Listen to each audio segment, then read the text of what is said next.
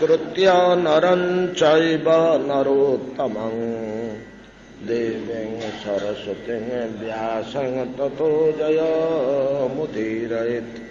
मूकं करोति वाचालं पङ्गुं लङ्घयते गिरिं तमहं वन्दे परमानन्दमाधवं। यत्कृपातमहं वन्दे परमानन्दमाधवं।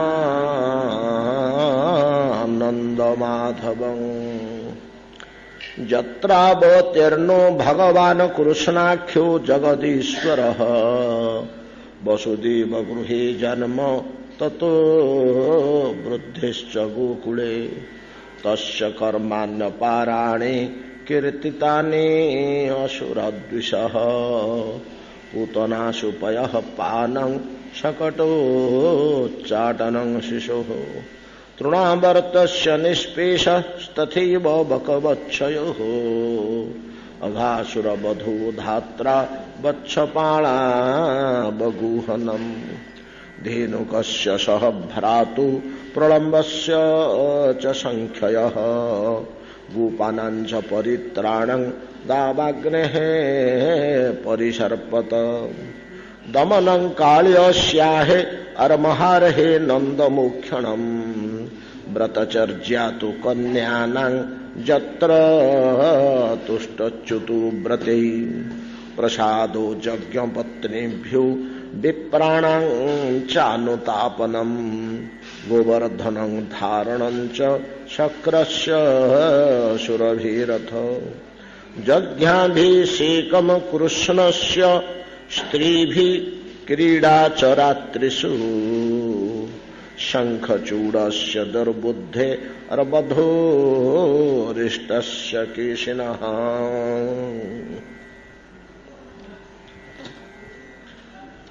श्रील सुत गोस्वामी पाद कहउछन्ति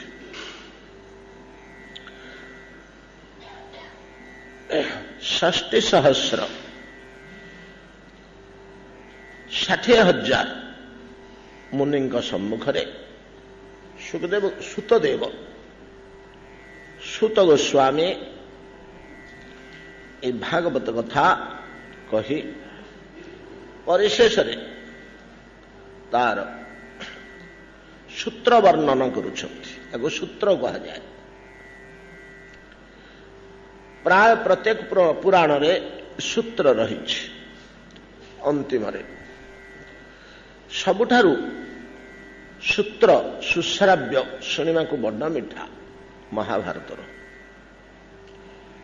महाभारत रे आरंभरू अच्छे। आरंभरू सूत्र रही। खूब सुदीर्घ गोटे गोटे कर्म को गोटे गोटे श्लोक भगवान कर्म विविध लीला को नहीं विशेषकर महाभारत प्रथम जो सूत्र रही ता देहरे कृष्ण लीला कृष्ण चरित अत्यधिक परिमाण रे वर्णना कराई। अन्यान्य कथा वस्तु कम दिखाई। आ गोटे विचित्र ढंगरे से श्लोक गुड़िक लिखाई जहाँ भारी हृदयस्पर्शी। से तक पढ़ीदे संपूर्ण महाभारत पढ़ीदेला भाया गोटे परितृप्ति आसे। ए सूत्रर ता हूँ तात्पर्य। जो मानकर श्रीमद भागवत अध्ययन अच्छी से माने केवल सूत्रटी की पढ़ीदे समग्र लीला समस्त चरित से मस्तिष्क मनरे नाचीगला। यह हरिस्मरण बड़ सहायक भगवान लीला स्मरण बड़ सहायक सूत्र। सुत गोस्वामी शौनक प्रभृति मुनि ऋषि मानक केतेबेले कहिथिले श्रीकृष्ण भगवान अंतर्ध्यान हुअन्ते। अरण्य भितर जो मुनि ऋषि माने थिले तार किछि दिन परे सेमाने सामाजिक और प्राकृतिक स्तर रे किछि विलक्षण अनुभव कले मुनि ऋषि माने। मनुष्य मानकर आचरण वनवासी ପଶୁପକ୍ଷୀ ମାନଙ୍କର ଆଚରଣ ଏବଂ ପ୍ରକୃତିର ଅଙ୍ଗ ସ୍ୱରୂପ, କୋଉଠି ଝରଣା, କୋଉଠି ଅରଣ୍ୟ, କୋଉଠି ମହାଦ୍ରୁମ, କୋଉଠି ଶିଖରୀ, ଯାହା ଯାହା ସବୁ ପ୍ରାକୃତିକ ନିୟମ ରହିଛି ତାର ମଧ୍ୟ କିଛି ବ୍ୟତିକ୍ରମ ଯେତେବେଳେ ଲକ୍ଷ୍ୟ କଲେ, ମୁନି ଋଷିମାନଙ୍କ ଭିତରେ ଗୋଟେ ଆଲୋଡ଼ନ ସୃଷ୍ଟି ହେଲା। ଏଇ ନୈସର୍ଗିକ ଧାରାରେ ଏ ବିଲକ୍ଷଣମାନ, ବିବର୍ତ୍ତନମାନ, ପରିବର୍ତ୍ତନମାନ କାହିଁକି ଲକ୍ଷ୍ୟ କରାଯାଉଛି, ଅନୁଭବ ହେଉଛି? ଏଗୁଡ଼ିକ ତ ସବୁ ଅଲକ୍ଷଣ ମୂଳକ, ସୁଲକ୍ଷଣ ମୂଳକ ମଧ୍ୟ କେହି ଦେଖାଯାଉନି। କଥା କ'ଣ? ବସି ଚିନ୍ତା କଲେ। ପରିଶେଷରେ ସେମାନେ ନିର୍ଣ୍ଣୟ କଲେ, ଆଉ କ'ଣ କଳିକାଳର ପ୍ରାଦୁର୍ଭାବ ହେଇଗଲା କି? ଏତ ସନ୍ଧି ସମୟ, ଦ୍ୱାପର ସରିବା କଥା, କଳି ଆସିଯିବା କଥା, ଆଉ କଳିକାଳ ଆସିଗଲା କି? ଏ ତ କଳିକାଳର ଲକ୍ଷଣ ସବୁ ଦେଖାଯାଉଛି। ଯଦି କଳିର ପ୍ରବେଶ ହେଇଯାଇଥିବ ଏବଂ କଳିର ପ୍ରଭାବରେ ଜଡ଼ ଚେତନ ସମସ୍ତେ ସ୍ୱଧର୍ମଚ୍ୟୁତ ଅବସ୍ଥାରେ ବିବିଧ ବିଲକ୍ଷଣ ପ୍ରକାଶ କରିବେ, ସେଭଳିଆ କିଛି ହେଇଗଲା କି? ଯଦି କଳି ପ୍ରବେଶ କରିଥାଏ ତାହେଲେ ପ୍ରଥମ ପ୍ରହାର ବେଦ, ଶାସ୍ତ୍ର, ଯଜ୍ଞ, ତପସ୍ୟା, ସାଧୁ, ମୁନି, ଋଷି ଏମାନଙ୍କ ଉପରେ, ଯେଉଁମାନେ ଧର୍ମର ଧାରାକୁ ଧରି ରଖିଛନ୍ତି ସେମାନଙ୍କ ଉପରେ କଳିର ପ୍ରଥମ ପ୍ରହାର। ଏହାର ସୂଚନା ଆମେ ଭାଗବତଙ୍କର ମଧ୍ୟ ପାଉଛେ। କଳି ଆସୁ ଆସୁ ପ୍ରଥମେ ଧର୍ମ ବୃଷଭ ଉପରେ ପ୍ରହାର କରିଥିଲେ, ନାଇଁ କି? ଏକ ପାଦ ବିଶିଷ୍ଟ ବୃଷଭ, 3ଟି ପାଦ ଯାହାର ଭଙ୍ଗା, ତାର ପିଠିରେ ଲୌହ ମୁଦ୍ଗର ଧରି ପ୍ରଚଣ୍ଡ ପ୍ରହାର କରୁଥିଲେ କଳି ରାଜକୀୟ ବେଶରେ। ଏ ପ୍ରକାର ଭାବରେ ବିବେଚନା କରି ସେମାନେ ନିଜର ଧର୍ମରକ୍ଷା ପାଇଁ, ଆତ୍ମରକ୍ଷା ପାଇଁ କଳି ପ୍ରଭାବରୁ ଗୋଟିଏ ଦୁର୍ଗ ନିର୍ମାଣ କଲେ। ଶାସ୍ତ୍ରରେ ଦୁର୍ଗ ବୋଲି କୁହାହେଇନି, ଆମେ ବୁଝିବା ପାଇଁ ବୋଲି କୁହାଉଛି। ଦୁର୍ଗ ଭିତରକୁ ଶତ୍ରୁ ପ୍ରବେଶ କରିପାରେ ନା, ସେମିତି ଏଭଳିଆ ଗୋଟିଏ ପରିବେଶ ତିଆରି କଲେ ଅରଣ୍ୟ ଭିତରେ ଏକତ୍ର ହୋଇ, ଯାହା ଭିତରକୁ କଳିର ପ୍ରଭାବ ପ୍ରବେଶ କରିପାରିବନି। ଯେପରି ପ୍ରଚଣ୍ଡ ଅନଳ ପ୍ରଜ୍ୱଳିତ ହେଲେ ତା ଭିତରକୁ ଶୈତ୍ୟ ପ୍ରବେଶ କରିପାରେ ନା, ଦୂରେଇକିରି ରହେ, ଆସିଲେ ସ୍ୱୟଂ ନଷ୍ଟ ହେଇଯାଏ। ଠିକ୍ ସେଇଭଳିଆ ଭଜନ, ଯାଜନ, ତପସ୍ୟା, ଉପାସନା, ଯଜ୍ଞ, ହୋମ ଇତ୍ୟାଦିର ଏକ ଧର୍ମମୟ ଦୁର୍ଗ ନିର୍ମାଣ କଲେ। 60,000 ମୁନି ବସିକି ତା ଭିତରେ ଆମେ ଜୀବନଟି ବିତେଇ ଦେବା ବୋଲି ସେଠି ସଂକଳ୍ପ କଲେ ସେମାନେ ଯେ 1000 ବର୍ଷ ପର୍ଯ୍ୟନ୍ତ ଆମେ ଏଇ ଯଜ୍ଞ କାର୍ଯ୍ୟ, ଏ ସତ୍ସଙ୍ଗ ଅନୁଷ୍ଠାନକୁ ନିର୍ବାହ କରିବା। ସଂକଳ୍ପ କରିଦେଲେ 1000 ବର୍ଷ ପାଇଁ। ଆଚାର୍ଯ୍ୟ ରୂପେ ଋଗ୍ବେଦାଧ୍ୟାୟୀ ପରମ ପ୍ରାଜ୍ଞ ଆଉ ଅତ୍ୟନ୍ତ ବୟସ୍କ ସୌନକ ମୁନିଙ୍କ ଆଚାର୍ଯ୍ୟ ରୂପେ, ସେମାନଙ୍କର କୁଳପତି ରୂପେ ତାଙ୍କୁ ବରଣ କଲେ। ତାହାଙ୍କ ଆଶ୍ରୟରେ, ତାହାଙ୍କ ନିର୍ଦ୍ଦେଶନାରେ ଏମାନେ ହରିଯାଜନ ଉପାସନା ଦୁର୍ଗ ଗୋଟିଏ ସୃଷ୍ଟି କଲେ, ଯାହା ଭିତରେ ସେମାନେ ଜୀବନ ବିତେଇ ଦେବେ 1000 ବର୍ଷ ଧରି, ଏବଂ ତା ଭିତରକୁ କଳିର ପ୍ରାଦୁର୍ଭାବ ପ୍ରବେଶ କରିପାରିବ ନାହିଁ ବୋଲି କାର୍ଯ୍ୟ ଆରମ୍ଭ କଲେ। ଯେତେବେଳେ ସଂକଳ୍ପ କରିଦେଲେ 1000 ବର୍ଷ ପାଇଁ, ଜଣେ କିଏ ଋଷି ଗୋଟିଏ ପ୍ରଶ୍ନ ଉତ୍ଥାପନ କଲେ। ସେଠି ଜଣେ କିଏ ଋଷି ଗୋଟିଏ ପ୍ରଶ୍ନ ଉତ୍ଥାପନ କଲେ। କ'ଣ ଉତ୍ଥାପନ କଲେ? ନା ଆମେ ଯୋଉ ସ୍ୱାଧ୍ୟାୟ ଜ୍ଞାନ ଯଜ୍ଞଟି ଆରମ୍ଭ କଲେ, ୟାକୁ ତ 1000 ବର୍ଷ ପାଇଁ ସଂକଳ୍ପ କରିଦେଲେ। ଏଇ 1000 ବର୍ଷ ତ କିଛି କମ୍ କଥା ନୁହଁ। କଳିକାଳ ଯଦି ଆସିଯାଇଥିବ ତାହେଲେ ତ ଶତାୟୁ ମନୁଷ୍ୟମାନେ, ଏ ଭିତରେ ଯଦି କୌଣସି 60,000 ଆମେ ସଂଖ୍ୟାରେ, ଅନେକ ବୁଢ଼ା ବୁଢ଼ା ଅଛନ୍ତି, ଯଦି କାହାର ମୃତ୍ୟୁ ହେଇଗଲା, ଏଟା 1000 ବର୍ଷ ପୂର୍ଣ୍ଣ ହେବା ପୂର୍ବରୁ ଯଦି ମୃତ୍ୟୁ ହେଇଗଲା, ସୌନକ କହିଲେ ଠିକ୍ କଥା ତ, ଜଣେ ସଂକଳ୍ପ ନଷ୍ଟ ହେଇଯିବ। ସଂକଳ୍ପ ହେଇଯାଇଛି 1000 ବର୍ଷ ପାଇଁ କରିବେ ବୋଲି, 500 କି 300 କି 700 ବର୍ଷ ପରେ ମୃତ୍ୟୁ ହେଇଗଲା, ତ 1000 ବର୍ଷ ପୂର୍ଣ୍ଣ ହେଇପାରିଲାନି। ଅର୍ଥାତ୍ ମୃତ୍ୟୁଙ୍କୁ ଅସତ ସଂକଳ୍ପ ହେଇକରି ସେ ଯିବ, ସେ ଋଷି ସଂକଳ୍ପ ବିହୀନ ହେଇଗଲା। ସଂକଳ୍ପ କହିଲେ ସତ୍ୟ, ପରମ ସତ୍ୟ, ସମସ୍ତଙ୍କୁ ଦେଶ କାଳ ପାତ୍ର ସମସ୍ତଙ୍କୁ ସାକ୍ଷୀ ରଖି ଯେଉଁ ସତ୍ୟ କରାଯାଏ ତାକୁ ସଂକଳ୍ପ କହନ୍ତି। ଆମେ ବିବିଧ କାର୍ଯ୍ୟରେ ସଂକଳ୍ପ କରୁ, ସେଟା ଆମର ସତ୍ୟକରଣ। ତ ଆମେ ତ ସଂକଳ୍ପ କରିଦେଲେ 1000 ବର୍ଷ ପାଇଁ, ଯଦି କାହାର ମୃତ୍ୟୁ ହେଇଗଲା ବୋଲେ ତ ବଡ଼ ଅସୁବିଧା ହବ। ଅସତ ସଂକଳ୍ପ ହିସାବରେ ସେ ପରଲୋକକୁ ଯିବ, କ'ଣ କରାଯିବ? ଆମେ ସେତେବେଳେ ବିବେଚନା କଲେନି, ଗୋଟେ ଦୀର୍ଘ ସମୟ ପାଇଁ ଏମିତି କରିଦେଲେ 1000 ବର୍ଷ ଅବଧି ଚିନ୍ତା କଲେ। ଚିନ୍ତା କରି ସେ ମଧ୍ୟ ଆମେ ଆଜିକାଲି ଯେମିତି କମିଟି ଗଢ଼ୁଛେ, କିଛି ପ୍ରୋବ୍ଲେମ୍ ହେଲେ ସେ ମଧ୍ୟ ଗୋଟେ କମିଟି ଗଢ଼ିଥିବେ। ସେ କମିଟି ବଡ଼ ଗୋପନରେ ଗୋଟେ ଷ୍ଟେପ୍ ନେଲେ। ସେମାନେ ସେ ସ୍ୱାଧ୍ୟାୟ ଜ୍ଞାନ ଯଜ୍ଞର ବ୍ରହ୍ମା ସ୍ୱରୂପ ଯାଇ ଧର୍ମରାଜ ଯମଙ୍କୁ ନିମନ୍ତ୍ରଣ କଲେ। ଧର୍ମରାଜ ଯମଙ୍କୁ ନିମନ୍ତ୍ରଣ କଲେ। ଧର୍ମରାଜ ଯମ ସହଜେ ପରମ ବ୍ରହ୍ମଜ୍ଞ ଏବଂ ଏଭଳିଆ ମହତ କାର୍ଯ୍ୟର ବ୍ରହ୍ମା ପଦବୀ ନିର୍ବାହ କରିବା ପାଇଁ ତାଙ୍କର ପ୍ରବଳ ଆଗ୍ରହ। ସିଏ ଦେବଲୋକରେ ରହିକରି ଭଜନ ଯାଜନ କିଛି କରିପାରୁନାହାନ୍ତି। ପୃଥିବୀର ସବୁତକ ଋଷି ଏକାଠି ହେଇଛନ୍ତି, 60,000 ଋଷି, ଆଉ ଯମଙ୍କୁ ଡାକୁଛନ୍ତି। ଯମ ପ୍ରଥମେ ହଁ କରିଦେଲେ କି, ହଁ କରିଦେଲେ, ପ୍ରତିଶ୍ରୁତି ଦେଇଦେଲେ, ହଁ ମୁଁ ଯିବି, ଆପଣ ଆରମ୍ଭ କରନ୍ତୁ, ଅଧିବାସ ପୂର୍ବରୁ 4 ଦିନ ଥିବ ମୁଁ ଯାଇକରି ପହଞ୍ଚିବି। ସେ ତାଙ୍କର ବ୍ୟବସ୍ଥା କରି ଯଦି କେତେବେଳେ ଯମ ଗାଦି ରୁ ଅଲଗା ହୁଅନ୍ତି, ତାଙ୍କ ଶାସନରୁ ଅବ୍ୟାହତି ନିଅନ୍ତି କିଛି ସମୟ ପାଇଁ ସାମୟିକ ଭାବରେ, ତାହେଲେ ଧର୍ମ ଦେବତାଙ୍କୁ ସେ ଦାୟିତ୍ୱ ଦେଇକରି ଯିବା। ତାଙ୍କର ଅଛି ଜଣେ ସବଷ୍ଟିଚ୍ୟୁଟ୍ ଜଣେ ଅଛନ୍ତି ଜଗତ ନିୟନ୍ତ୍ରଣ କରିବା ପାଇଁ। ଯମଙ୍କର କାର୍ଯ୍ୟ କ'ଣ କି? ସଂଯମନ। ଯମଙ୍କର କାର୍ଯ୍ୟ ହେଉଛି ସଂଯମନ।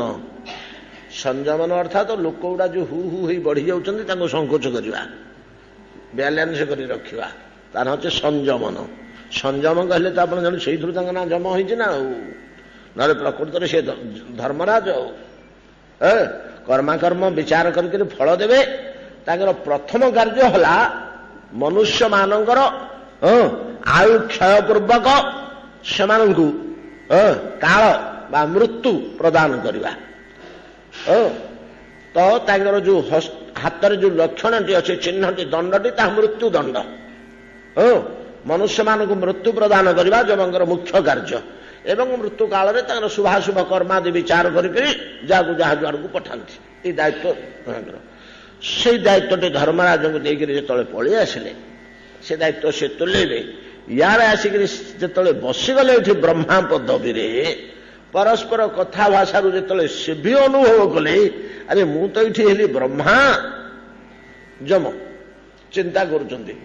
ବ୍ରହ୍ମାର ଦାୟିତ୍ୱ ହେଲା ତ୍ରୁଟି ବିଚ୍ୟୁତି କୌଣସି ଗୋଳମାଳ ହେଲେ ତାକୁ ରୋକିବା। ଯଦି କାହାର 1000 ବର୍ଷ ଭିତରେ ମୃତ୍ୟୁ ହେଇଯାଏ ବୋଲେ ତ ସେ ମୋର ବ୍ରହ୍ମା କାର୍ଯ୍ୟ ପରିଚାଳନାରେ ଯଜ୍ଞରେ 4 ଜଣ ରହନ୍ତିନି କି? ହୋତା, ବ୍ରହ୍ମା, ଉଦ୍ଗାତା ଆଉ ଜଣେ ଆଧର୍ଯ୍ୟ। ଏ 4 ଜଣ ହେଉଛନ୍ତି ଯଜ୍ଞର। ଏ 4ଟା ନହେଲେ ଯଜ୍ଞ ହେଇପାରିବନି। ହୁତା, ଦୁଗାତା, ବ୍ରହ୍ମା, ଧୈର୍ଯ୍ୟ, 4 ଯଜ୍ଞ ବାହକା। ସେମାନଙ୍କ ଅଧୀନରେ 10, 5, 25, 30 ରହିକରି ବିଶାଳ ଯଜ୍ଞ ମାନଙ୍କରେ ବଢିପାରେ, କିନ୍ତୁ ମୁଖ୍ୟ ହେଲେ 4 ଜଣ। ଏଇ 4 ଜଣ 3 ଜଣ ହେଲେ କାମ ଚଳିବନି। ଇଏ ହେଇପାରେ ଜଣେ 2 ଜଣଙ୍କର କାମ ଚଳେଇପାରେ। ତା ଭିତରେ ବ୍ରହ୍ମାଙ୍କର ପ୍ରତ୍ୟକ୍ଷ କାର୍ଯ୍ୟ କିଛି ନାହିଁ। ଯଜ୍ଞ ସହିତ ବ୍ରହ୍ମାଙ୍କର କେବଳ ତ୍ରୁଟି ବିଚ୍ୟୁତି, ବାହାରର ବିଶୃଙ୍ଖଳା ଓ ରାକ୍ଷସ ଅପଦେବତା ମାନଙ୍କର ଉତ୍ପାତ, ଏଗୁଡାକ ଉପରେ ଆଉ କୌଣସି ଯଜ୍ଞ କାର୍ଯ୍ୟରେ ଛିଦ୍ର ରହିଲେ ସେଥିପାଇଁ ସିଏ ଦାୟୀ। ସେ ବ୍ରହ୍ମାଟା ହେଉଛି ମୁଖ୍ୟ। ଯଦିଓ ଯଜ୍ଞ ସହିତ କାର୍ଯ୍ୟ କିଛି ନାହିଁ, ତାଙ୍କୁ ହିଁ ମୁଖ୍ୟ କରି ଧରାହେଇଛି। ପ୍ରଥମ 1 ନମ୍ବର ସଦସ୍ୟ ହେଉଛନ୍ତି ସେ ଯଜ୍ଞ କାର୍ଯ୍ୟର। ତେଣୁ ଆପଣମାନେ ଦେଖିଥିବେ, ଆପଣ ଯଜ୍ଞ କାର୍ଯ୍ୟରେ ପ୍ରଥମ ଲେଖା ହେଇଥିବ ବ୍ରହ୍ମାବରଣ। ବ୍ରହ୍ମା ଆସି ବସିଲା ପରେ ତାପରେ ଯିଏ ଯାହା କିଛି କରିବେ, ସେ ସବୁଗୁଡ଼ିକ ସଜାଡ଼ିବା ପରେ ପରିଚାଳନା କରିବେ। ତ୍ରୁଟି ଛିଦ୍ର କିଛି ଯଦି ରହିଗଲା, ଏମାନେ କେହି କିଛି ଜାଣିପାରିବେନି। ସେଗୁଡ଼ାକ ଯୋଗୁଁ ସେଭଳିଆ ପ୍ରଜ୍ଞାମାନ ଲୋକ ହେଇଥିବା ଦରକାର। ଯାହା ଯମ ଯେତେବେଳେ ସେ ଦାୟିତ୍ୱ ନେଇକରି ତୁଲେଇଲେ ସେ ଯଜ୍ଞ କାର୍ଯ୍ୟ, ତେଣୁ ସେ ସେଠୁ ଧର୍ମଦେବତାଙ୍କୁ ଅନୁରୋଧ କଲେ ଯେତେ ଦିନ ପର୍ଯ୍ୟନ୍ତ ଆପଣ ଦାୟିତ୍ୱରେ ଅଛନ୍ତି ମୋ ଦାୟିତ୍ୱରେ ଗୋଟିଏ କାମ କରିବେ, କୌଣସି ବୁଢା ଋଷିର ଯଦି ଆୟୁଷ ସରିଯାଇଥାଏ ମଧ୍ୟ ତାକୁ ଇଏ ଯଜ୍ଞ ସମାପ୍ତ ହେଲା ପର୍ଯ୍ୟନ୍ତ ନେବେ ନାହିଁ। ଏଇଟା କହିବାକୁ ସେ ବାଧ୍ୟ ହେଲେ। ଯମଙ୍କୁ ଆଣି ବ୍ରହ୍ମା କରି ବସେଇଥିବାରୁ ଆୟୁ ପ୍ରଦାନ ପୂର୍ବକ ନିଜର ସ୍ୱତନ୍ତ୍ର ଶକ୍ତି ବଳରେ ଆୟୁ ପ୍ରଦାନ ପୂର୍ବକ ସେ ଯଜ୍ଞରେ ଦୀକ୍ଷିତ ହୋଇଥିବା ମୁନି 60,000 ମୁନିଙ୍କର 1,000 ବର୍ଷ ପର୍ଯ୍ୟନ୍ତ ଯେପରି ମୃତ୍ୟୁ ନ ହବ, ସେ ମୃତ୍ୟୁର ଦେବତା, ଏତକ ବ୍ୟବସ୍ଥା କରିଥିଲେ। ସେ ତାଙ୍କର ଯଜ୍ଞ କାର୍ଯ୍ୟ ଆଗେଇ ନେଉଛନ୍ତି। ଦୈବାତ ସେଠି ଆସିକରି ପହଞ୍ଚିଲେ। ସୂତ ଗୋସ୍ୱାମୀ ଶୌନକ ଦେଖିଲେ ଯେ ଅଳ୍ପ ବୟସର ଅବ୍ରାହ୍ମଣ ଯୁବକଟିଏ ମହାତେଜାନ ଦେଖାଯାଉଛି, ଯଜ୍ଞସ୍ଥଳକୁ ଆପେ ଆପେ ଆସି ପହଞ୍ଚିଛି। ଜିଜ୍ଞାସା କରନ୍ତେ ରୋମହର୍ଷଣର ପୁତ୍ର ବୋଲି ଯେତେବେଳେ ଜାଣିଲେ, ସେମାନେ ପୂର୍ବରୁ ଶୁଣିଥିଲେ ରୋମହର୍ଷଣ ବଳଦେବଙ୍କ ଦ୍ୱାରା ହତ ହୁଅନ୍ତେ, ତାହାଙ୍କ ପୁତ୍ରକୁ ସିଏ ବର ଦେଇଥିଲେ। ରୋମହର୍ଷଣଙ୍କ ପୁତ୍ରକୁ, ରୋମହର୍ଷଣଙ୍କର ପୁତ୍ରଙ୍କ ନାଁ ହେଉଛି ଉଗ୍ରଶ୍ରବା। ଉଗ୍ରଶ୍ରବା ନାମକ ପୁତ୍ରକୁ ଆସିବେ, ତୋ ପିତାର ଯେତେକ ପୁରାଣ ଜ୍ଞାନ ଥିଲା ତୋ ପାଖକୁ ଆସୁ, ଆଜି ତୁ ମୁନି ଋଷିମାନଙ୍କୁ ପୁରାଣ କହ। ଏଟା ଶୁଣିଥିଲେ। ଶୌନକ କହିଲେ ତୁ ସେଇ ଉଗ୍ରଶ୍ରବା କିରେ? ନା ହଁ ଆଜ୍ଞା। ନା ଭଲ ହେଲା, ଆସ ଆସ ଆସ, ତମେ ତ ଜଣେ ବିଜ୍ଞ ଲୋକ। ଆମର ଯଜ୍ଞର ଦିଟା ବାହୁ, ମଣିଷର ଯେମିତି ଦିଟା ହାତ, ଗୋଟେ ହାତ ମାଡ଼ ହେଇଗଲେ କି ଆଘାତ ହେଇଗଲେ କି ବାତ ହେଇଗଲେ ଯେମିତି ଅବସ୍ଥା ଆମେ ଭୋଗ କରୁଛେ, ଚଳିବା ମୁସ୍କିଲ ହେଇଯାଉଛି, ଯଜ୍ଞର ଦିଟା ବାହୁ ହଉଛି, ଗୋଟେ ହଉଛି ଅନ୍ନଦାନ ଆଉ ଗୋଟେ ହଉଛି ହରିକଥା। ଗୋଟେ ହଉଛି ଅନ୍ନଦାନ ଯଜ୍ଞ କାର୍ଯ୍ୟରେ, ଆଉ ଗୋଟେ ହଉଛି ଭଗବତ କଥା ବା ପୁରାଣ କଥା ବା ହରିକଥା। ଏ ଦୁଇଟା ହଉଛି ଯଜ୍ଞର ଦୁଇ ବାହୁ। ଇଏ ଦି ବାହୁରୁ ଗୋଟିଏ ବାହୁ ଯଦି ନଥିବ ତାହେଲେ ବାହୁ ବିହୀନ ମନୁଷ୍ୟର ଯୋଉ ଅବସ୍ଥା, ଯଜ୍ଞର ସେ ଅବସ୍ଥା ବୋଲି କୁହାଯାଏ। ତ ଆମର ଏଠି ହରିକଥା କହିବା ପାଇଁ କି ସେମିତିକା ଲୋକ ନଥିଲେ। ତମେ ଟିକେ ବସିକିରି ଉଗ୍ରଶ୍ରବା ଆମକୁ ଟିକେ ହରିକଥା କହ। ନା ହଁ ଆଜ୍ଞା କହିବି। କଣ କହିବି?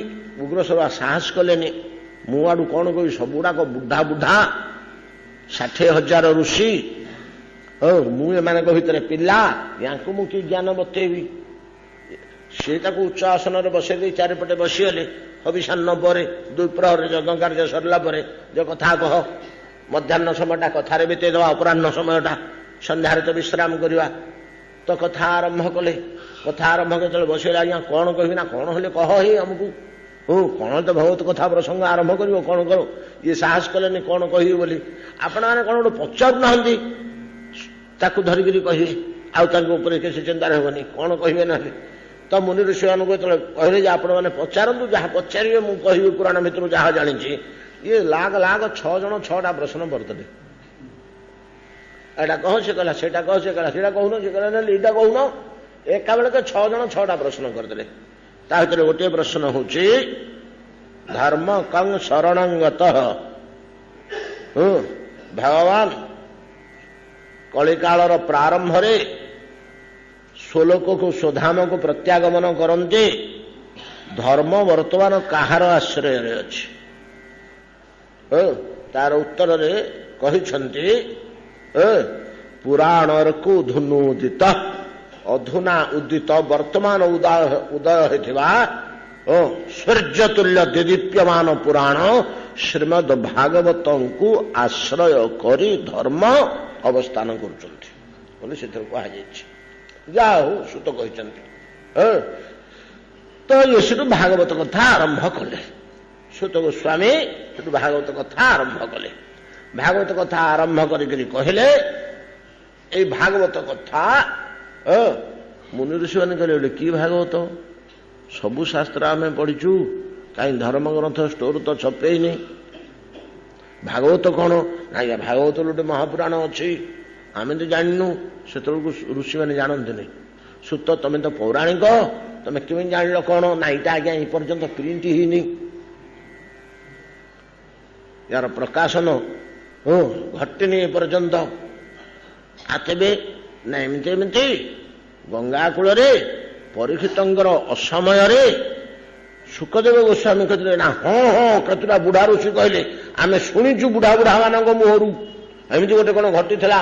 ପରୀକ୍ଷିତଙ୍କର କଣ ଗୋଟେ ଅଭିଶାପ ହେଲା, ସେ ଗଙ୍ଗା କୂଳରେ ବସିଲେ, ଶୁକ ଆସିକି ତାଙ୍କୁ କଣ କହିଥିଲେ, ବଡ ମହତ୍ୱପୂର୍ଣ୍ଣ କଥା ବୋଲିକିରି ଆମେ ଶୁଣିଛୁ, କଣ ସେ ଘଟଣାଟା କହିବଟି? ନା ଆଜ୍ଞା ଏ ତ ବସିଲେ ସେ ତ କହିଲେ ଏ 7 ଦିନ ପରେ। ନା କାହିଁକି କହିଲ ନା ଗୋଟେ ଅଭିଶାପ ହେଇଗଲା, ମାନେ ବର୍ଣ୍ଣନା କରି କହୁନ କାହିଁକି ଅଭିଶାପ ହେଲା, କଣ ହେଲା, କେମିତି କହିଲେ, କେମିତି ସୁଖ ଆସିଲେ ଟିକେ ବିସ୍ତୃତ କରି କହ। ତାପରେ ଆରମ୍ଭ କଲେ ଏ ହେଲା ଶ୍ରୀମଦ୍ ଭାଗବତ। ତ ଭାଗବତ ସରିଲା ପରେ ଏ ଯୋଉ ସୂତ୍ରାଦି ପରିଶେଷରେ ସୂତ୍ର ଗଣନା କରୁଛନ୍ତି, ସେ ସୂତ୍ର କ୍ରମରେ ଗୋଟେ ଗୋଟେ କହି ଆଣୁ ଆଣୁ କହିଲେ ସୁତ, ଏଟା ଶୁକ କହୁନାହାନ୍ତି, ସୁତ ସୌନକାଦି ମୁନି ମାନଙ୍କୁ କହୁଛନ୍ତି ହେ ମୁନିଗଣ, ସ୍ତ୍ରୀଭି କ୍ରୀଡ଼ା ଚ ରାତ୍ରିଷୁ ଅମୃତ ନିର୍ଝରିଣୀ ଜ୍ୟୋତ୍ସ୍ନା ବିଧୌତ ନିଶିଥିନିରେ ଭଗବାନ ଶ୍ରୀକୃଷ୍ଣଚନ୍ଦ୍ର 16,000 ଗୋପରମଣୀଙ୍କ ସହ ମନୋହର ବୃନ୍ଦାବନ ମଧ୍ୟରେ ଦୃଷ୍ଟ୍ୱା କୁମୁଦବନ୍ତ ଅଖଣ୍ଡ ମଣ୍ଡଳଂ ରମାନନାଭଂ ନବ କୁଙ୍କୁମାରୁଣମ୍। ରାତ୍ରିର ବର୍ଣ୍ଣନା କେମିତି ଚନ୍ଦ୍ର ଉଦୟ ହୋଇଛନ୍ତି। ଦୃଷ୍ଟ୍ୱା ତମଦ୍ଭୂତ ଅଖଣ୍ଡ ମଣ୍ଡଳମ୍ ରମାନନାଭಂ, ଲକ୍ଷ୍ମୀଙ୍କ ମୁହଁ ଭଳିଆ ସୁନ୍ଦର ଦିଶୁଛି ଚନ୍ଦ୍ରମାଟି। ରମାନନାଭಂ ନବକୁଙ୍କୁମାରଣମ୍ ବନଞ୍ଚ ତତ୍କୁମଳଗୋଭିରଞ୍ଜିତମ୍। এই ପ୍ରକାର ମନୋହର ରଜନରେ କ୍ରୀଡ଼ା କରିଥିଲେ। କିଏ ସେମାନେ? ବ୍ରଜାଙ୍ଗନା। କାହା ସହିତ କ୍ରୀଡ଼ା କଲେ? ଅନନ୍ତ କୋଟି ବ୍ରହ୍ମାଣ୍ଡ ନାଥ, ଯାହାର ନିଶ୍ୱାସିତ ଏଇ କୋଟି କୋଟି ବ୍ରହ୍ମାଣ୍ଡ, ଯାହାଙ୍କ ନିମନ୍ତେ ଯୋଗେନ୍ଦ୍ର ମୁନେନ୍ଦ୍ର ଗଣ କଳ୍ପ କଳ୍ପ ଧରି କଠୋର ସାଧନାରେ ରତ, କେବଳ ଟିକେ ଦର୍ଶନ ପାଇଯିବା ପାଇଁ, କେବଳ ଟିକେ ଅନ୍ତଃକରଣରେ ଅନୁଭବ କରିଦେବା ପାଇଁ। କିଏ ସେ ଅନ୍ତଃକରଣରେ ଅନୁଭବ କରିବା ପାଇଁ ଚାହୁଁଛନ୍ତି ଜ୍ଞାନୀଗଣ, କିଏ ଚକ୍ଷୁରେ ଦର୍ଶନ କରିଦେବାକୁ ଚାହୁଁଛନ୍ତି ଯୋଗୀଗଣ। ଯାହାଙ୍କ ସ୍ଥିତି ଏତାଦୃଶ, ଅନନ୍ତ ଅପାର କୋଟି ବିଶ୍ୱ ବିନାଶ ହେଇଗଲା ପରେ ଯିଏ ଏକମାତ୍ର ଥାନ୍ତି, ଏକମେବା ତୃତୀୟ ପରମ ସତ୍ୟ ସ୍ୱରୂପ, ତାଙ୍କ ସହିତ ରାତ୍ରିରେ ବନ ଭିତରେ ଯୁବତୀ ଗୁଡାକ କ୍ରୀଡ଼ା କଲେ ନା? ହଁ। କେତେ ଜଣ? ନା 16,000 ବୋଲି ଆମେ ଗଣିଲୁ, ଆହୁରି ସାରକୁ ଲମ୍ବିଥିଲେ ଧାଡି। ଆମେ ଗୋଟେ ବର୍ଣ୍ଣନାରେ ଦେଖିଛେ, କୋଉ ଶାସ୍ତ୍ରରୁ ସଂଗ୍ରହ କରି ଆଲୋଚନା ଆମର ମଝିରେ ହେଇଛି। କେତେ କୋଟି? 300 କୋଟି, ନାଇଁ କି? ମନେ ଅଛି ତ ୱାର୍ଡଟା? 300 କୋଟି, 300 କୋଟି ପର୍ଯ୍ୟନ୍ତ ନିର୍ଣ୍ଣୟ ହେଇଛି ଗୋପାଙ୍ଗନା ମାନଙ୍କ ସଂଖ୍ୟା।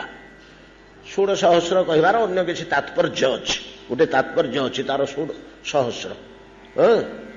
ତ ଏ ଯୋଉ 300 କୋଟି ଗୋପିକା ହୁଅନ୍ତୁ ବା 16,000 ହୁଅନ୍ତୁ, 8 ବର୍ଷୀୟ ଏକ ବାଳକ ରୂପ ଧାରଣ କରିଥିବା ଭଗବାନଙ୍କ ସହ ଏମାନେ ଯେ ମଧୁର ମନୋହର କ୍ରୀଡ଼ାରେ ମତ୍ତ ରହିଲେ, ଯୋଉଠିକି ତ ଚତୁସନ ଭୃଗୁ ଅଙ୍ଗିରା ପ୍ରଭୃତି ଋଷିମାନଙ୍କୁ ଟିକଟ ମିଳିଲାନି ଦେଖିବା ପାଇଁ। ଟିକେ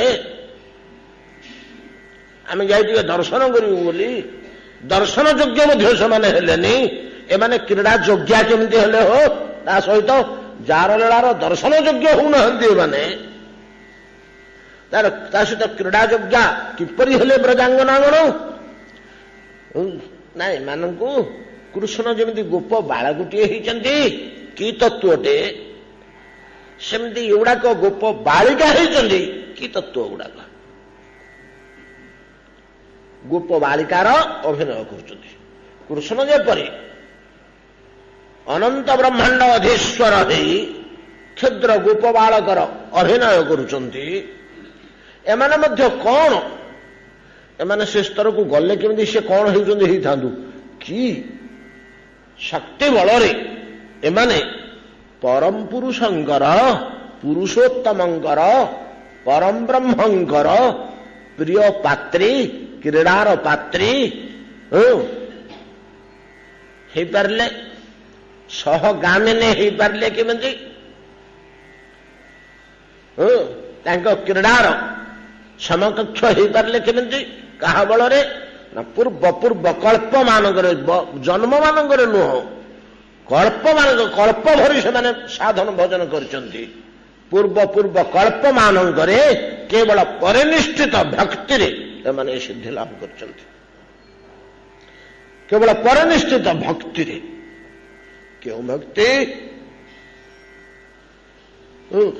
प्रेम भक्ति बल रे ब्रजबालिका गण ए स्तर पर्यंत आसीचन्ति भगवान सहित क्रीड़ा करने समर्थ होती खेल कौतुक करने हास परिहास होगापी नाच गीत करने हाथ धराधरी हो कोटि ब्रह्मांडनाथ समान संगी संगिनी भाया खेलुंट मंडलाकार नृत्य विशेष रास जदि शास्त्रोक्ति हो हाथ को हाथ धराधरी हो मंडलाकार नृत्य करने को जदि कह जाए यही क्रीडाटा को रास क्रीड़ा कह जाए पिला माने तेबे रास क्रीडार वैशिष्ट्य होची गोटे बालिका गोटे बालक गोटे बालिका गोटे बालक यही क्रमटा रहिबो केवल बालक माने किबा केवल बालिका माने कर धराधरी हो क्रीड़ा करुथिले मंडलाकार नृत्य करुथिले गीत गाई समान ताल रे नाची क्रीड़ा करुथिले ताको रास कहजिबनी बालक और बालिका भेदरे से माने अल्टरनेटिवली थिले ताको रास कहजिबो बोली श्रीधर स्वामीपाद वाक्य निर्णय करछन्ति एतादृश क्रीड़ा करबा पे काहा बल रे माने समर्थ हले ना भक्ति बल रे क्यों भक्ति बल रे प्रेम भक्ति बल रे भक्तिर जे नानाविध श्रेणी विभाग अछि से श्रेणी विभाग भितरे आम गतकाली जे आलोचना करुले निष्काम भक्तिर जे 3 अंग साधन भक्ति भाव भक्ति प्रेम भक्ति तो साधन भक्ति आम उत्तम रूपे आलोचना कर सारीचे 2 थर करी गतकाली भाव भक्ति मध्य आम आलोचना कर सारीचे भाव भक्ति स्थायी संचारी भेदरे द्विविध स्थायीटा मध्य आरूढ़ और अधिरूढ़ संचारीटा अष्टधा अश्रु कंप स्वेद पुलक वैवर्ण स्वरभंग इत्यादि प्रलय पर्यंत आम कल आलोचना करुड़ाक जो स्थायी ही रही जाए एवं आत्म पर्यंत स्पर्श करे ताहा अधिरूढ़ स्थायी ही रही मनो बुद्धि पर्यंत व्यापक हेले ये भावटा सेटा हला आरूढ़ आरूढ़ अधरूढ़ काली आम आलोचना कर बाकी आम रही जाइथिला कौन ना प्रेम भक्ति प्रेम भक्ति निष्काम भक्ति जे साधन भक्ति भाव भक्ति प्रेम भक्ति 3 भाग रे विभक्त तो प्रेम भक्ति होची कौन ना प्रेम भक्ति प्रथमतः 2 भाग रे विभक्त गोटे होची ऐश्वर्यात्मिका आ गोटे होची माधुर्यात्मिका गोटे होची ऐश्वर्यात्मिका आ गोटे होची माधुर्यात्मिका भगवान जोड़े जिनिस रही जिनिसटा का पाखरे एते उच्च कोटिर चरम स्तर पर्यंत आउ कोठी संभव होनी ऐश्वर्य अन्य देवता मान पाखे टिके टिके देखा मिले माधुर्य मध्य को देवता मान पाखे आम टे देखा पाइबा जहा पाखे जी ऐश्वर्य अच्छी कि माधुर्य अच्छी सेटा से मूल भंडार बिंदुए का पाखु आसना मूल भंडार अनंत भंडार जार अपरिसीम ऐश्वर्य अपरिसीम माधुर्य बान श्री भगवान यार सीमा नहीं यार परिमाण नहीं ऐश्वर्य कौन आ माधुर्य कौन ऐश्वर्य कहले ईश्वर पणिया ईश्वर पणिया सामर्थ्य तेज तो अनेक समय ऐश्वर्यर गोटे साधारण रूप को आम मिराकल बोली कहू अलौकिकता ऐश्वर्य अलौकिकता ऐश्वर्य भगवान कि भलिया देखंतु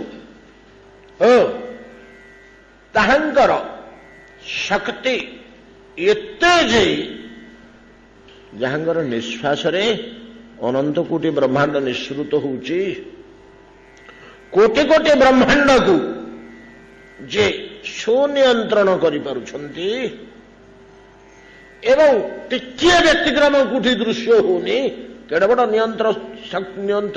नियंत्रित शक्ति तार नियंत्रणकारी शक्ति कोटि कोटि ब्रह्मांड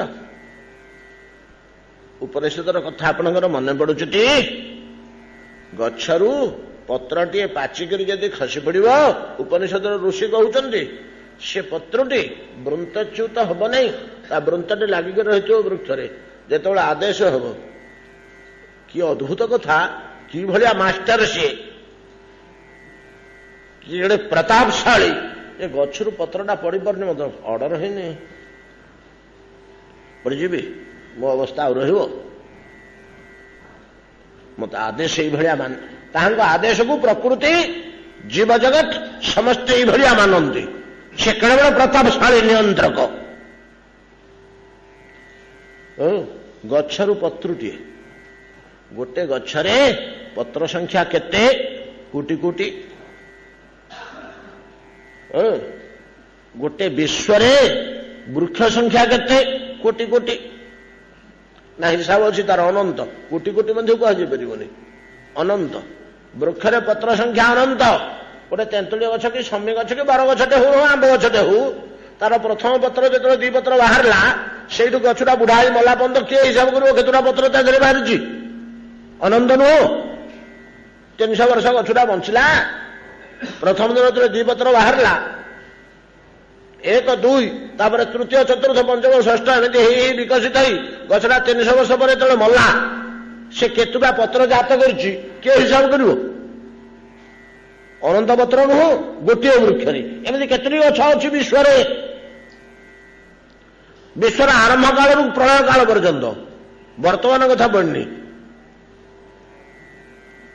विश्वर प्रारंभ प्रलय पर्यंत केते वृक्ष अच्छा उत्पन्न प्रत्येक वृक्ष तो अनंत पत्र जात कर पत्र संख्या अनंत वृक्ष संख्या अनंत नहीं कि हिसाब कर हम कि मोट केतोटी गछ ई सृष्टि उत्पन्न होला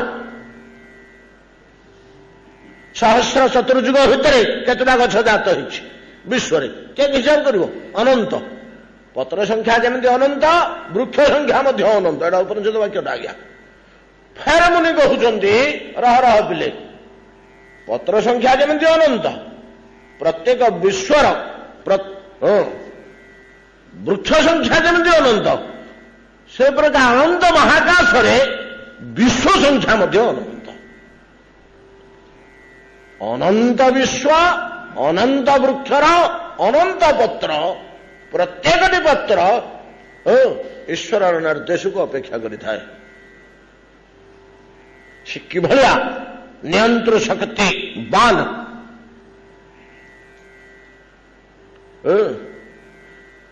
एवं भगवान सबुठु बड़ ऐश्वर्यता कोटि कोटि विश्वर उत्पत्ति पालन और विनाश एटा क्या द्वारा संभव नुह किए करें कि करना कि संभावना ना किए उत्पन्न कर विश्व उत्पन्न कर कौन कंचामाल अच्छी देहरे विश्व तैयारी कर किस तो नहीं से तो निजे गोटे तत्व केवल एकुटिया थे अहम एव आसम एव अग्रे नान्य किंचित सत असत परम आ तो किसी नाला उत्पत्ति जपरी अद्भुत कोटि कोटि ब्रह्मांडर पालन देखते ये तो पालन आ कौन गोटे पत्र खसी पड़ुनी पालन तद्रूप अद्भुत ଓ ବିନାଶ ହେଲେ ଏଗୁଡା କୁଆଡେ ଯାଇକିରି କୋଉଠି ରହୁଛି ଏତିକି। ଗୋଟିଏ ଗୋଟିଏ ବ୍ରହ୍ମାଣ୍ଡ ତ କିଛି ଛୋଟ ଛୋଟ ନୁହଁ। ଆମ ବ୍ରହ୍ମାଣ୍ଡଟି ସିନା ଛୋଟିଆଟିଏ, ଆମ ବ୍ରହ୍ମାଣ୍ଡଟି ଛୋଟିଆଟିଏ। ଆପଣ ଯିବେ ପର୍ବତ ପାଦ ଦେଶରେ ପଥର ସବୁ ପଡିଛି, ଆପଣ ଏଡେ ପଥର ଖଣ୍ଡେ ଉଠେଇକିରି ଫୋପାଡ଼ିଲେ, ଗୋଟେ ଜନ୍ତୁକୁ କି ଗଛକୁ କି କୋଉଠି ଫୋପାଡ଼ିଲେ କି ନହେଲେ ହାତରେ ଧରି ଖେଳଉଛନ୍ତି, ଏଡେ ଗୋଡିଟେ ଧରିକିରି ଚିକଣିଆ ଗୋଡିଟେ ଧରି ଉଠେଇଛନ୍ତି। କିନ୍ତୁ ସେଠି ତ 5,000 ଟନ୍ 10,000 ଟନ୍ ଓଜନର ପର୍ବତ ପଥର ମାନେ ସବୁ ପଡିଛି ନା ପର୍ବତର ପାଦ ଦେଶରେ। ଆପଣ ସିନା ଏଡୁଟେ ଗୋଟେଇଲେ, ଏ ବିଶାଳ ପଥର ମାନଙ୍କ ଭିତରେ ଯଦି ଗୋଡି ଖଣ୍ଡେ ଆପଣ ଗୋଟେଇଲେ, କୋଟି କୋଟି ବିଶ୍ୱ ଭିତରେ ଆମ ବିଶ୍ୱଟି ଏଡ଼ିକିଟିଏ ବୋଲି କହୁଛନ୍ତି ମୁନି ଋଷିମାନେ। ଆମ ବିଶ୍ୱର ପରିମାଣ 50 କୋଟି ଯୋଜନ ବିସ୍ତାର। ବିଶ୍ୱମାନଙ୍କର ବ୍ରହ୍ମାଣ୍ଡ ମାନଙ୍କର ଆୟତନ ଅନୁସାରେ ବ୍ରହ୍ମାଙ୍କର ମସ୍ତକର ସଂଖ୍ୟା। ନାଇଁ କି କେତେ ଥର ଆଲୋଚନା କରୁଛେ ଏଗୁଡାକ। ବ୍ରହ୍ମାଙ୍କର ମସ୍ତକର ସଂଖ୍ୟା, କୁ ବ୍ରହ୍ମାଙ୍କର କେତେଟା ମୁଣ୍ଡ, ସେଟା କାହା ଉପରେ ନିର୍ଭର କରୁଛି? ସେ ପରିଚାଳନା କରୁଥିବା, ନିର୍ମାଣ କରିଥିବା ବ୍ରହ୍ମାଣ୍ଡଟାର ଆୟତନ ଉପରେ, କ୍ଷେତ୍ରଫଳ ଉପରେ ତାଙ୍କର ମସ୍ତକ ସଂଖ୍ୟାଟା ନିର୍ଭର କରୁଛି। ବ୍ରହ୍ମାଣ୍ଡଟା କେତେ ବିସ୍ତାର ବ୍ରହ୍ମାଙ୍କ ମୁଣ୍ଡ ସଂଖ୍ୟାରୁ ନିର୍ଣ୍ଣୟ କରାଯାଏ। ଆମ ବ୍ରହ୍ମା କୁଆଡେ 4 ମୁଣ୍ଡିଆ ମାତ୍ର, 4 ମୁଣ୍ଡିଆ। ଏଡ଼ିକି ବ୍ରହ୍ମାଣ୍ଡଟିଏ ପୁଣି ଆମର, ଅତି ଛୋଟିଆ ବ୍ରହ୍ମାଣ୍ଡଟିଏ। ତେଣୁ ଆମ ବ୍ରହ୍ମା ମାତ୍ର 4 ମୁଣ୍ଡିଆ। 100 ମୁଣ୍ଡିଆ, 500 ମୁଣ୍ଡିଆ, 1000 ମୁଣ୍ଡିଆ, 10,000 ମୁଣ୍ଡିଆ, ଲକ୍ଷେ ମୁଣ୍ଡିଆ, କୋଟିଏ ମୁଣ୍ଡିଆ ବ୍ରହ୍ମା ମାନେ ପୁଣି ଅଛନ୍ତି। ତାଙ୍କ ବ୍ରହ୍ମାଣ୍ଡ ଗୁଡ଼ିକର ଆୟତନ କେତେ ବଡ ବଡ ହେଇଥିବ। ଏଗୁଡା କୋଉଠି ରହୁଛି ଯାଇକିରି ପ୍ରଳୟ ପରେ? ଏତିକି ବ୍ରହ୍ମାଣ୍ଡ କୋଉଠି କୋଉଠି ଭଗବାନ କୋଉଠି ଗୋଟେ ଗୋଦାମ କରିଛନ୍ତି, ଏଗୁଡା ସବୁ ରଖୁଛନ୍ତି ସେଠି।